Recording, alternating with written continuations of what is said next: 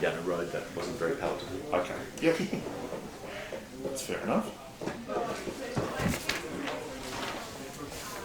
Okay, ready to go? Okay, g'day angels. Welcome to our very first live stream Thirsty Thursday, also shot in 360 degrees. I'll introduce the winemakers first of all. We've got Rob over here, Thomas, we've got Stuart, and Patrick and myself. The proceedings for today, we'll start off with Thomas, and we'll do the Wily Rooster Hunter Valley Semillon. Then we'll move on to Rob's Sauvignon Blanc. Then the next wine will be Rob's Nero de Avila. And then the final wine will be the Hunter Valley Shiraz from Thomas.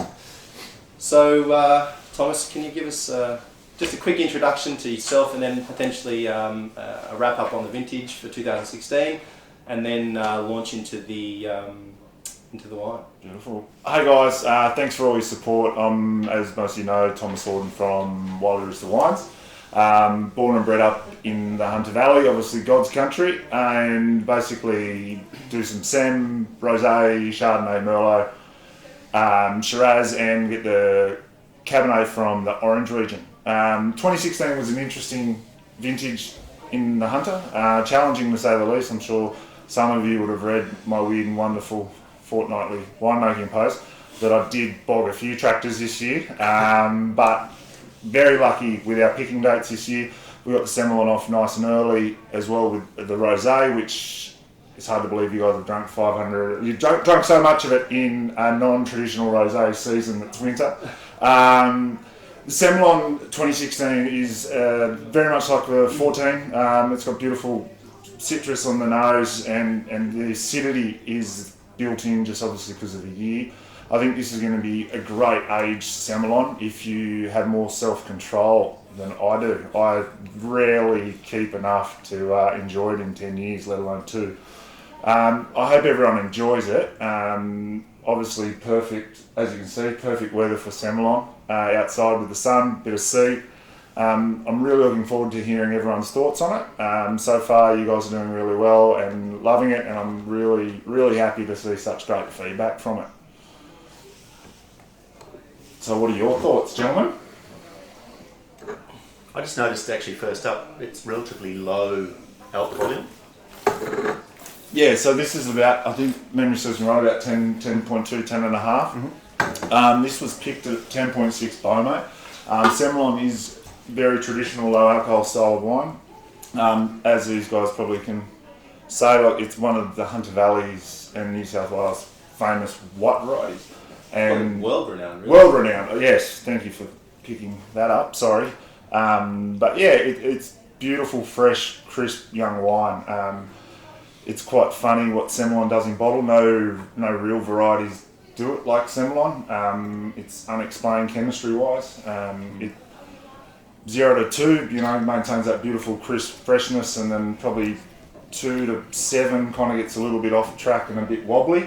And then with age it just becomes sublime, colour changes to almost like golden straw, and the acid just stays on. It's a stunning variety that has so much to offer.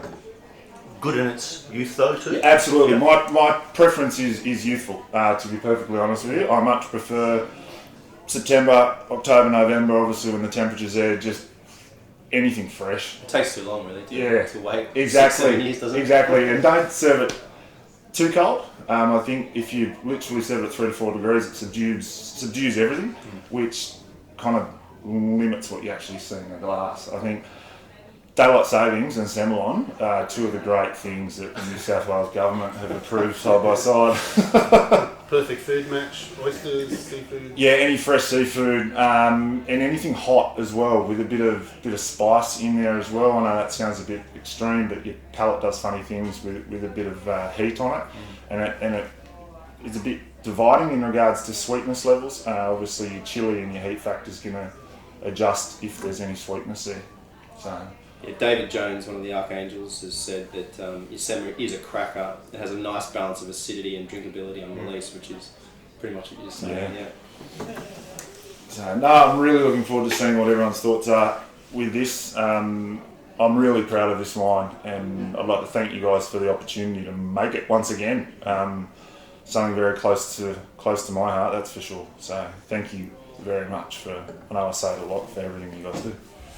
Okay, cool. And now Rob.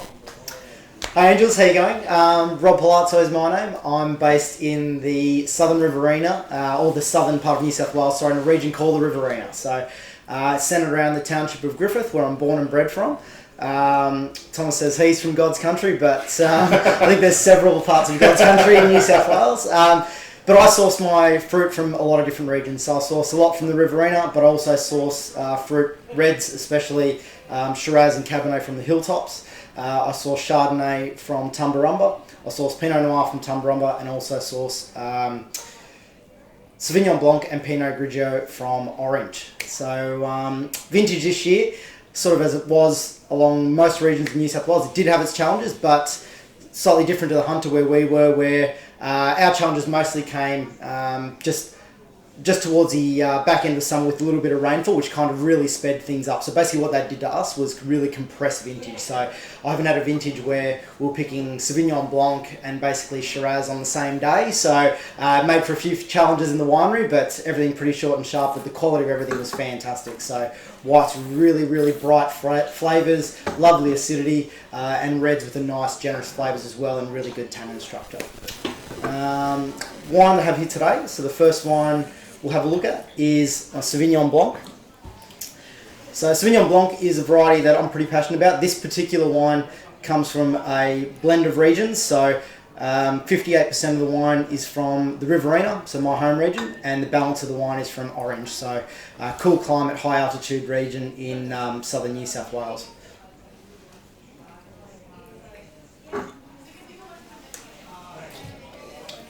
So basically with this wine, as I said before, Sauvignon Blanc's a variety that I'm pretty passionate about. I'm fortunate enough to, through my career, I worked a couple of years for a winery in Marlborough, New Zealand. That really kind of lit the fire for me with regards to Sauvignon Blanc, and sort of taught me a few things, and sort of opened my eye to the variety, and that it's not just a one-trick pony. So, Sauvignon Blanc is really, really versatile. So a few things I've done with this wine. The Riverina portion, what that does is that gives that wine that intense core of fruit. So your passion fruit flavours, your pineapple flavours, like the citrus notes, just that real punchy fruit character comes from the Riverina sourced fruit.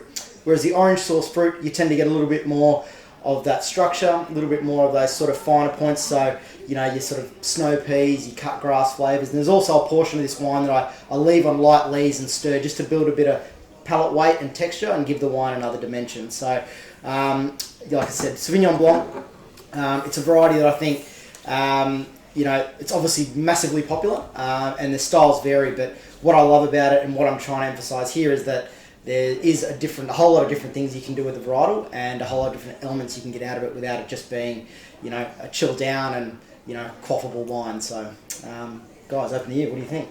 Yeah, I love it. Yeah. I think, as you say, that little bit of orange in there really gives it that nice long length. The acid's fantastic, because if it was straight Riverina, it could potentially be a little bit lousy or just a bit too fruity, but that nice line of acids. Yeah. Awesome. Absolutely agree. And it does have that mouthfeel, the palate weight, and the texture. Yeah. It's not trying to be a Marlborough savvy, Yeah. It actually, Even though it does have you can sort of, if you look closer, it's sort of, there's a bit of Marlborough in there. Yeah. When you look at it, what I love about this wine is when you pick it up and you smell it, it can't be anything else. Like, it's Sauvignon Blanc, it leaps out at you, doesn't it? Totally. And I think, it's important. I think definitely acid structure is one of the most important things in whites. And so, especially when you're doing things like, working on a little bit of texture and those kind of things and those different elements on the palate, you need that structure, you need that acid backbone for it all to hang off. And that's what the orange portion gives to that wine. Yeah. That looks awesome.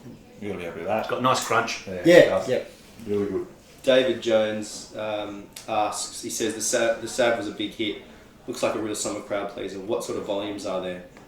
For that particular wine, there's did 1,500 cases, so that's only just hit the market. So only got delivered last month, so it's just hit the website now. So it's pretty much, pretty much untouched, or a few people have bought it, so I've got a bit of feedback, but it's basically just hit the market, so it's getting there right in time for summer. I've still got a little bit in the winery as well, so there'll be another bottling prior to Christmas as well. So this wine there'll be no issues with stock unless it goes crazy, but it shouldn't be which hopefully it does, but shouldn't be too many issues with stock. We should pretty much have right stock to go from all the way now through to Christmas, New Year. So load up, grab heaps, because it's certainly something that'll, it's great to have with a meal, but it's also great to enjoy like on an afternoon or evening, just a glass or two on its own as well. So. Is there any big differences from the previous vintage, or it's pretty consistent? What I found with this year, just because of that, I guess with the year that we had, I just found a little bit more generosity on the palate this year. So, which is great. So I really love 15, and 15 was a massive hit with the Angels. So, and 15 was a really nice, crisp, nice racy wine, and it was pretty much made in the exact same technique. But this year I just found. Just got a little bit more generosity, and I love it. I think it's gone really well. It's actually performed pretty well in shows. Picked up a couple of medals. So I think it's so there's slight differences just with the year, but basically stylistically, it's pretty much on that line. So yeah, you can't go wrong. Okay, should we move on to the probably most talked about wine according to the feed that I'm getting here? Oh yeah. The Nero d'Avola, please. Nero. Okay, so again, this one, for those of you who haven't seen it, it's a Nero d'Avola. So what's Nero d'Avola, here you say? So it's an Italian variety, so it originated in the south of Italy in Sicily. So Sicily is the island at the end of Italy. So basically any red wine you grab from Sicily, if it's Sicilian, it's going to be predominantly Nero d'Avola, or it's going to have Nero d'Avola in it. This wine is pretty new to the Australian landscape, so I've been saying that's created a lot of waves. It's getting a lot of interest from winemakers. For myself, I was lucky enough to work vintage in Tuscany several years ago. After I worked there, I did a bit of touring around the country and found myself down south, and sort of stumbled across this wine, which I was tend to be drinking everywhere, and I loved it. And I just thought for me, it was just a quintessential Italian red. So really lovely, generous flavours, soft, lovely in fruit intensity, florals, that lovely spiciness and dried herb character. And I sort of looked at the climates of the Mediterranean style climates in Sicily, and then you kind of think about the climates that we have here in Australia, especially my home region of the Riverina, and they're very similar. So I'd always thought that this variety has a future here. It's been planted in the last sort of few years, so I've been fortunate enough to get my hands on a small amount of it, and this is the first release. So basically this wine, as I was saying before, I make it in a style that is very much an Italian, the style of a typical Italian red. It's not a big blockbuster style. It's not, it's not big and gutsy and weighty. It's more about elegance. It's a medium-bodied wine. It's lighter in style. It's more about elegance and complexity rather than just big in-your-face flavours. What would you drink this with? What sort of food matches would you? Look, you can't go past sort of, I put on my tasting note a beef ragu, like pappardelle with beef ragu, sort of that kind of thing. I think it's just, something with just nice rich flavours that isn't, really an overpowering style dish, but, just I guess how would you describe, just sort of like a medium weight dish, but it's got plenty of flavour there, and I think that matches perfectly. But it's such a versatile wine because the tannin structure in it is quite soft. So you look at it, and it is a light style wine. If I had to put this anywhere on, say, a spectrum of wine, I'd say it'd probably be. It's not as light as a Pinot, not as heavy as a Shiraz. So it fits somewhere in the middle there, I'd say. So, but in saying that, you kind of look at this wine, you look at the flavours in there, and just the complexity of it, and then you have a look on the palate, and you kind of look at it and you go, what's a lovely medium style wine? The more you look at it, the more it gives it. There's the tannin structure on it is they're quite long and soft tannins. So there's plenty of structure there, which is what I really like about this wine. It's not about sort of big, intense and in-your-face flavours, but there is plenty there. But it's about the structure that it still has as well. So, a lot of winemakers seem to be talking about Nero d'Avola at the moment. If you normally drink a certain style of red, what would this replace in a normal sort of day-to-day red wine? The more common varietals. Yeah. Well, look, I think you probably, if you're a Pinot Noir drinker, I think you'd like this. If you were, if you say you enjoyed cooler climate Shiraz, I think you'd like this. I reckon if you just sort of combine Shiraz and Pinot, Yeah. that's kind of what it's like. Yeah, even sort of Grenache based blends and Yeah. those kind of things. More your cool, like your I guess your softer style reds. Yeah. Those type. If you enjoy, I mean, look, you can put it in with other Italian varieties as well, say Sangioveses, those type of things too, because it is, I guess, even though they're all different varieties, there is kind of that similarity in the way that they're soft, approachable wines. They're made to be had with food, and they're made with drinkability. So I'm not sure whether that's a word, but I use it all the time. So, but you know what I mean. It is. Yeah, it's not a wine where you have it and you go, wow, where it really sort of, you just go, this is going to be tough work. Like as soon as you have it, I think this is a wine where, and it's kind of, when I open this bottle, when I talk to people about it, I try and sort of think about where I was when I first drank it, and that was sort of a, lovely sunny day like this where I'm sitting outside and it's, you're in a piazza somewhere and you're enjoying a bit of lunch or you're doing that, and that's what I think this wine really sort of does as well, Is it a wine you could have like slightly chilled in the hotter months out? Yeah, if you wanted to. So with outside. chilling, definitely with chilling reds, what I seem to find is it kind of accentuates the tannins, so it makes them a little bit more tannic. But I think with this wine and the fact that the tannins are so soft and so sort of linear, I think it can. You could chill it down a little bit for sure. Will it change much in the bottle over time? Yeah, I think so. I'm pretty keen to see what it does. I think there's a lot of that sort of herbal note as well. So I think a few of those begin to develop too. I think, and with that tannin structure as well, I think it's certainly got the framework for it to continue going. So I'm continuing to see how those really bright cherry and bright floral flavours really sort of start to develop, and you start to get those secondary notes on the nose and on the palate here. So because I've seen a few aged wines of this and they're lovely. Like they really have sort of even that hint of a sort of like a tobacco leaf character and those sort of things. So can't wait to see what it does. Yeah. I've got a question here from Todd Rogerson who wants to know what the secret is to your growing conditions, as it's unlike any red he's ever tasted before. He thinks it's simply fantastic. But what's the secret? I'm not going to release all my secrets. No, just kidding. Look, basically it's about matching the variety of the conditions. So that's as simple as I can put it. So as I said before, the bulk of this wine is grown in my home region of the Riverina, which is an inland region in New South Wales. It's got a Mediterranean style climate, and that's where this wine is from. So it enjoys warm days.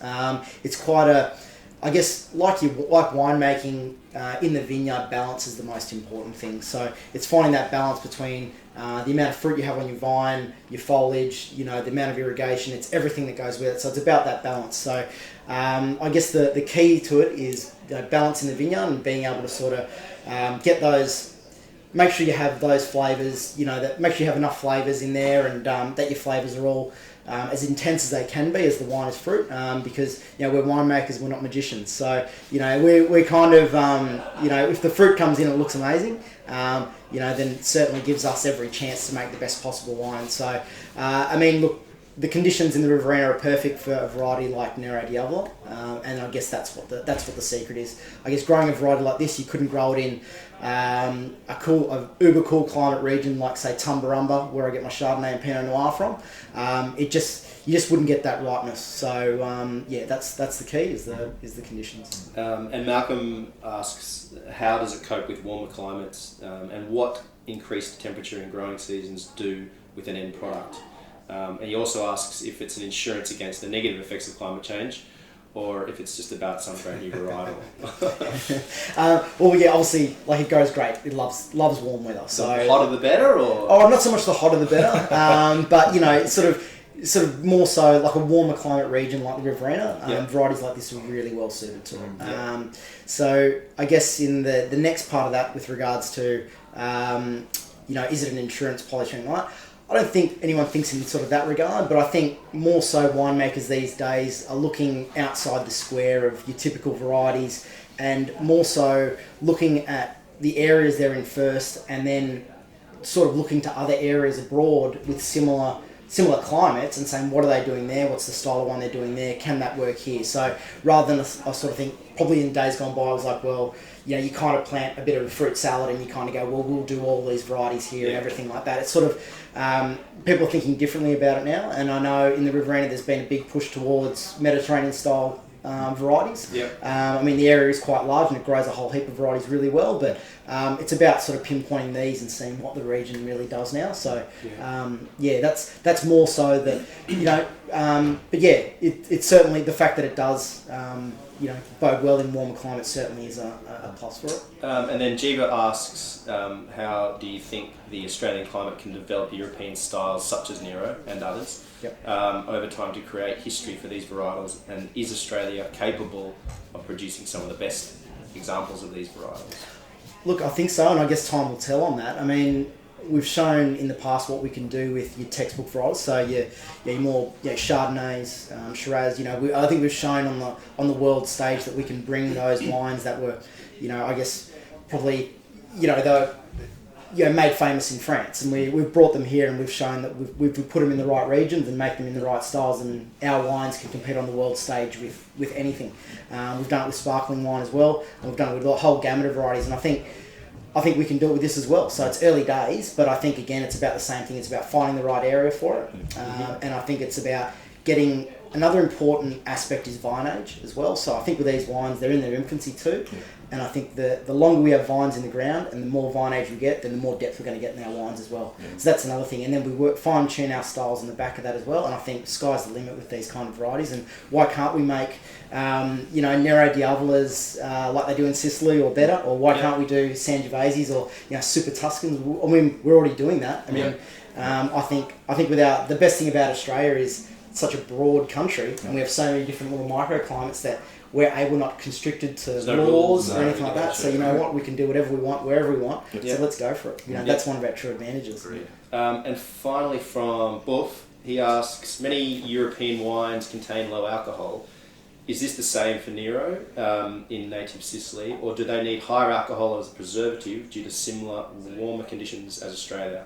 It seems to me that the market's looking for lower alcohol and lower preservative wines. Yeah, I think certainly he's right there in the fact that I think the market is looking for lower alcohol wines. I think there is certainly, people still love their big blockbuster reds, there's no doubt about that.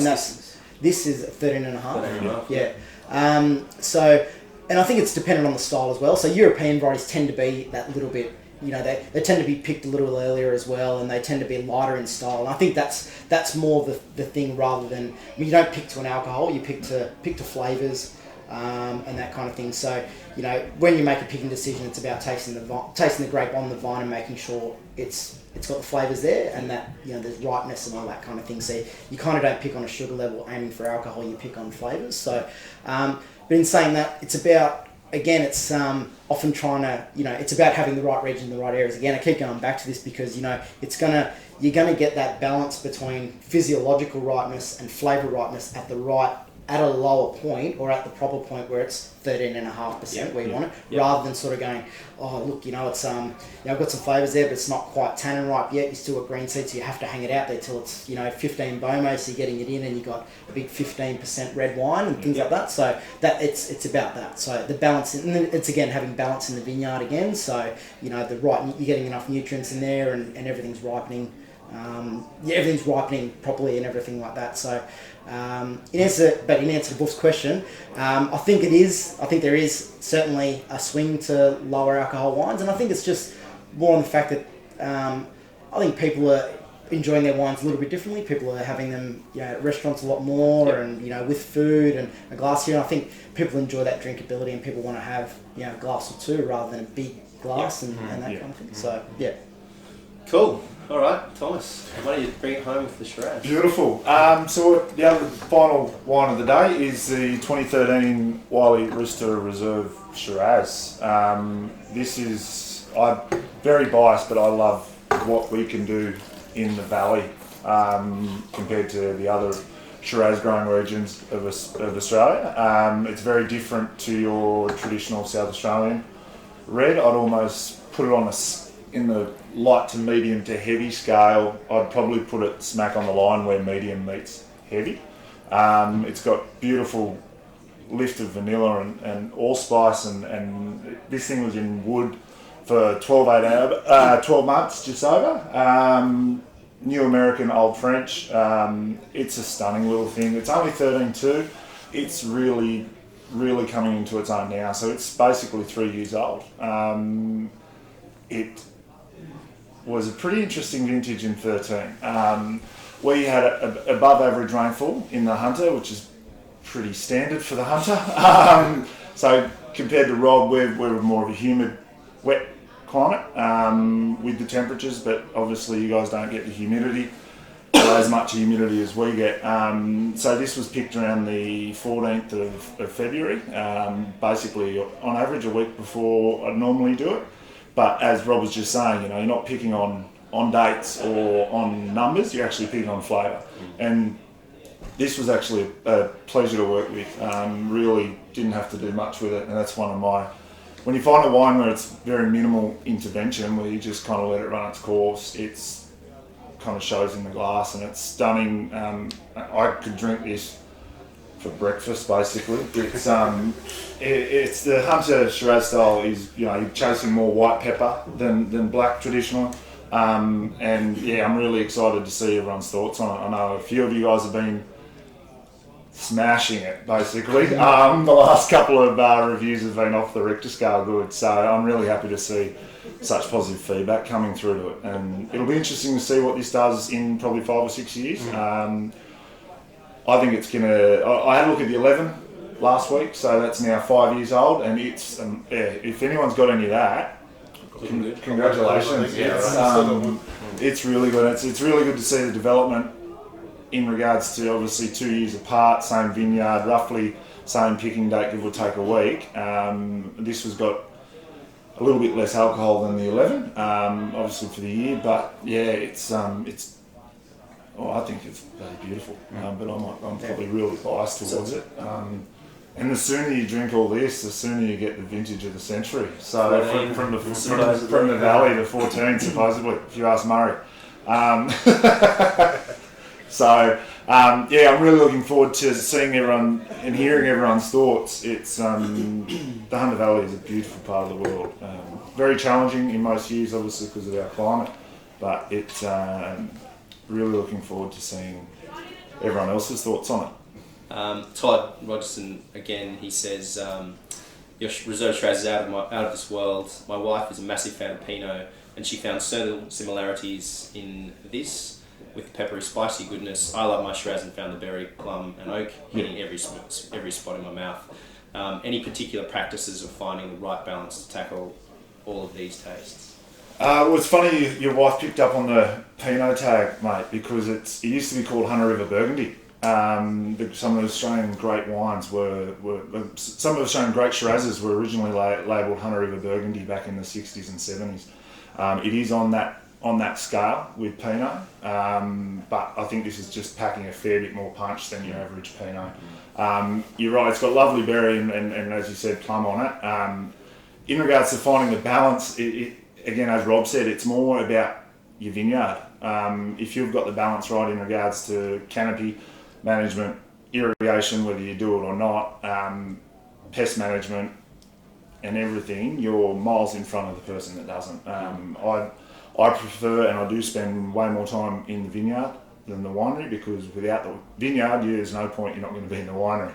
So this is a pretty special little block. It was planted in 68, so it's almost getting to that heritage kind of age style that you see in the Hunter. And this is situated up in the upper Hunter as well, so a little bit different than the lower Hunter. Obviously our soils, our climate is different than the Colburn region, but yeah, it's all about trying to find that balance, and when you can get it off, obviously with the weather, we traditionally have a wet February, and basically you're chasing your storms, or you're chasing them away, but you're always looking over your shoulder to see when you can get it off, depending on that flavour profile, because if you might have the best numbers in the world on paper, but on taste, it doesn't add up. Like, and if you're not picking on taste, gone are the days on picking on numbers, including weights. Yeah. So, which is the best thing about this style, anyway. Yeah.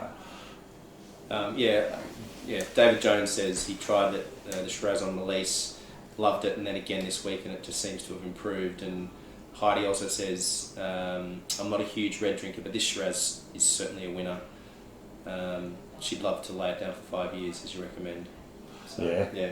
If, all positive comments. yeah, well, if you've got more self-control than me, obviously with my Semillon struggles, I've also struggled with the Shirazes. So I'm really looking forward to seeing. I did notice someone put a review on the 2011 not long ago, and they absolutely loved it. So it'll be interesting to see this guy in another 2 to 3, let alone 5 years. So if there's any of it left. So. Okay, cool. There's just a couple of questions here which don't relate to these specific wines, but to both of you guys. Is there anything more natural, wide ferment, minimal filtration on the cards? These more rustic wines seem to be more interesting and easier to drink young for me at the moment. That's from Jiva. From my perspective, yes. My Pinot Noir, my Heritage Bin Pinot Noir is as hands-off a wine as you'll get. So it's just a stem, so it's not crushed. There's, on average per parcel, is about 25% whole bunch fruit in there. It's cold soaked for a minimum 5 days. It's hand plunged, often pigeage, so, feed in sometimes. It's just left to ferment naturally, so it's 100% indigenous ferment. It's left on skins for often around about 2 weeks post-ferment, so extended mac. And then it's racked straight in the barrel, indigenous malolactic, it's just left. So it's, yes. So it's coming again. It's all sold. My first vintage sold out pretty quickly. But yeah, it should be back in next year as well. So yeah. Sounds great. Jiva, thanks for the question, mate. In regards to what I said, certain years, certain good years, mate, you're chasing minimal intervention. You really want to do as little as you possibly can to the wines. And that's the best thing about 16 Sem, clean, beautiful, fresh. You don't need to do anything to it. It's like a time capsule of fresh fruit. And again, with the Shirazes, the same kind of thing. You just don't want to touch it. You want to let it to its own devices. Yes, I do use yeast on it, and that's my selection, obviously, to promote certain things about it. Again, Chardonnay's whole bunch pressed and straight to wood, barrel, extended lease contacting wood. But yeah, in regards to organic side of it, for me, not as yet. Minimal intervention, of course, and going that way. And obviously, vineyard management practices are changing, as always, in every industry. Everyone is trying to lean towards that more environmental friendly and stable vineyards. And we are looking at doing some organic biomass treatment in the vineyard in the next couple of months. So I'll keep you posted. Cool. And then the final question here from Buff. He says you're getting lower ratings on your Chardonnay, but it seems to be consistent with other naked wine winemakers. Do you think Chardonnay is a tough market because it's so popular with so many choices? I think Chardonnay's a very interesting and exciting little bracket because it's very open to interpretation. Everyone has a different way of it. Like my two that I've got, one's very New World. Yep. Minimal. It's just that same thing. You're trying to capture the variety, which is Chardonnay, and with the reserve, it's more old world style, which is big, nice, balanced, integrated oak, malo fermentation. And it's interesting to see the results. I had noticed that myself on the two Chardonnays. It's very polarising. Go back 10 years ago, everyone was an A, B, C, and it just, to an extent it still is. I think Chardonnay is very much like a gateway drug. I think if you look at it in regards to, it opens the doors to so many different options of serious wines. I think the Chardonnay can be interpreted so differently by me or Rob that it divides the market because one Chardonnay could be so different to the next. Exactly. So there's no real, you can throw a net over it, but you're not going to capture all of the market share of it. And I think having the two styles kind of showcases how flexible that variety is. Yeah.